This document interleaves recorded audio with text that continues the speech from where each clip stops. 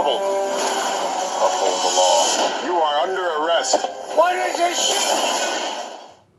Hello everybody, welcome back to Screenstars. Welcome to another classic film review. Today's classic film review, I focus on the 1987 ultra-violent action science fiction film Robocop, a film that is directed by Paul Verhoeven and it stars Peter Weller, Nancy Allen, Ronnie Cox and Kurtwood Smith. Now this was, at the time, a much anticipated film. I remember this, I think it came out the same year as Predator. And I remember of being like a teenager, being wildly excited that year for basically those two films, Robocop and Predator. I've got quite fond memories of being really excited for both films. It took me a while to see Robocop because I had to wait to see that one. But the first time I watched it, I just remember being absolutely blown away by this film. It felt to be years ahead of its time. I'm rewatching it to prepare for this review. It stands up so well today. And for those of you who don't know, the film focuses on Peter Weller's character, Alex Murphy. It's set in 2029, I think. And he is reassigned to a new police station. There is terrible crime all over the streets. There's going to be a new city build in a couple of months' time, sort of thing. But crime is absolutely rife. The police department is being run by a company called OCP, which is, running everything into the ground, basically. So things aren't good. He's teamed up with Nancy Allen. They go out on patrol and they run into Kurtwood Smith's character, Clarence Bodicker, who is an ultra-violent criminal who essentially works for the Ronnie Cox character, Dick Jones, who is one of the head honchos at OCP. He runs into Clarence Bodicker. He is essentially killed and then resurrected into the Robocop program, which is a program set up by OCP to essentially put robot cops out on the street in order to clean up the city so that they can go ahead with this new Detroit that they want to build in a few months' time once the streets have been cleaned up. Right. Robocop then. What makes this so special? It's just so... It's a absolute bona fide classic. A sci-fi action classic.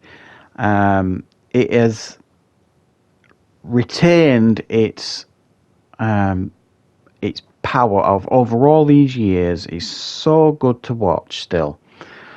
And when you actually look at it, Peter Weller at the time, he wasn't particularly well known. I think he'd done Buckaroo Banzai and a couple of things, but he wasn't particularly well known. But it's a kind of a testament when you look at some of the actors that were considered for Robocop at the time.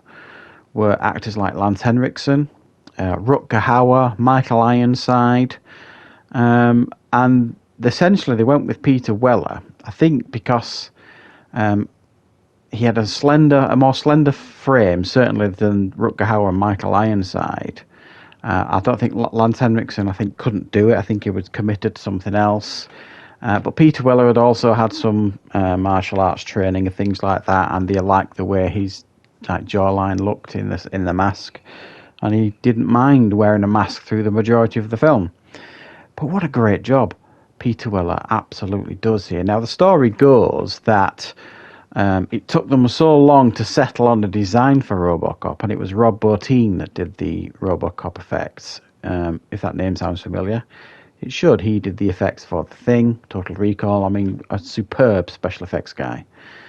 I think one of the best of all time, but just below Stan Winston in my opinion.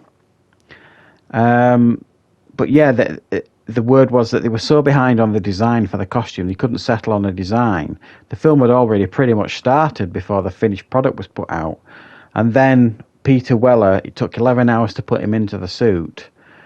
And all the practice he'd done, all the preparing he'd done with, walking like a robot sort of thing, he couldn't do any of it because the suit wasn't moving the way he expected it to. But they were all kind of like, no, we've got to film, and he complained for days. And then the director finally realised that, yeah, he's right. We need to give him the time to get this right. So they shut down production for 2 or 3 days, I think it was, for him to kind of work with the suit and get it right. My God, it paid off so well. Because the suit, everything they do, I think, in this film in regards to the effects for the suit, the way it looks, the way it sounds, that loud clunky noise he makes when he walks, it just makes it sound like the suit is so heavy.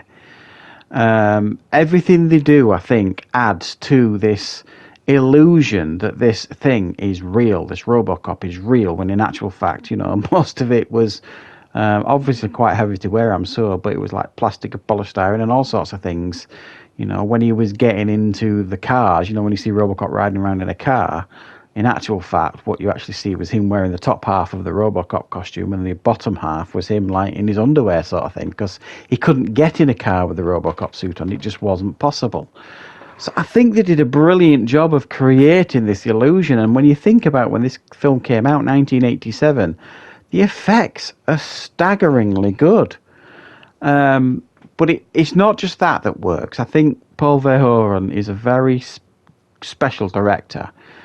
He's really good at putting like these satirical films out there. He's done it numerous times, and this was the first time he really did it, certainly in the US anyway, where it was basically taking the piss out of society in those days, with the news reports and the adverts and all this kind of stuff. It was genius.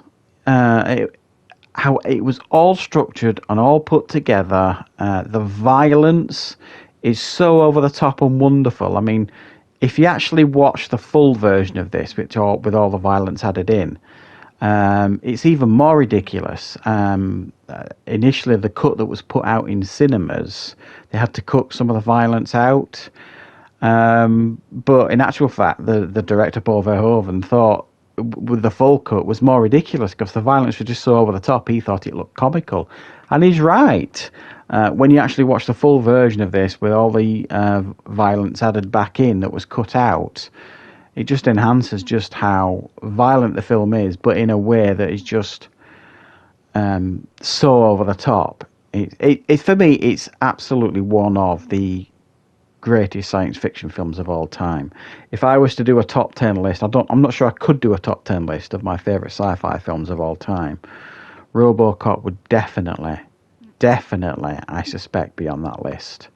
How could it not, really? Now, I am going to be reviewing Robocop 2 and Robocop 3. I've already reviewed the Robocop reboot that they did, or remake, whatever you want to call it. I did a misunderstood movie review for that because I actually thought that was a decent film. It was just, I thought, doomed to failure, because trying to make a film like Robocop, you're doomed to failure anyway, and it stands, I think, as a fairly watchable science fiction action film, the Robocop remake. It's nowhere near this film, obviously, I don't think. Robocop 2, I do have a fondness for. I think that is a pretty decent sequel. Again, it doesn't stand up to the original. And Robocop 3, I don't actually remember an awful lot about Robocop 3, but I do remember that number 1, Peter Weller's not in it. And number 2, I don't remember it being anything as good as Robocop 2. Never mind Robocop 1. So I will probably do a double film review for Robocop 2 and Robocop 3. But yeah, Robocop, absolutely brilliant. One of the best science fiction action films of all time, and endlessly watchable, and I thoroughly enjoyed rewatching it to do this review. So thanks for watching, guys. I hope you enjoyed this review. Thank you. I will be back with loads more content on the channel very, very soon.